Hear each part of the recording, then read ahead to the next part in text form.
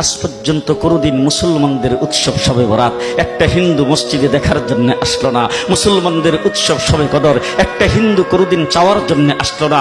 মুসলমানদের উৎসব রমজান মাসের রোজা একটা হিন্দু কোনোদিন তোমার সাথে সমাজ করার জন্য রাখলো না। একটা হিন্দু কোনোদিন তোমার ঈদের নামাজে আসলো না। একটা হিন্দু কোনোদিন তোমার সাথে জুমার নামাজে অংশগ্রহণ করলো না। তোমাকে দেখার জন্য পর্যন্ত আসলো না। তার কারণ হলো হিন্দুরা মনে করে এটা মুসলমানের উৎসব, আর তুমি মুসলমান হইয়া হিন্দুর দুর্গা পূজায় কিভাবে গেলা? তোমার কি হয়ে গেল? তোমার কি লজ্জা শরম তুমি ধুয়ে ফেলে দিয়েছো? তোমার কি কোনো লজ্জা শরম নাই? লজ্জা শরম নাই? আবার কি সুন্দর বলতেছ, ধর্ম যার যার উৎসব সবাই। হাই হাই হাই, ও মুসলমান যুবকেরা ভালো করে শোনো, ধর্ম যার যার উৎসব সবার, তাইলে বিয়া যার যার বউ তো সবার।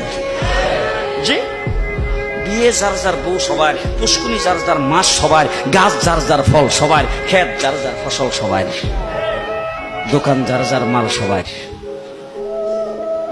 এখন ঘুমাইছে কি কথা বলেন না কেন? তাহলে আমার দোকানের মাল যদি আমার হয়,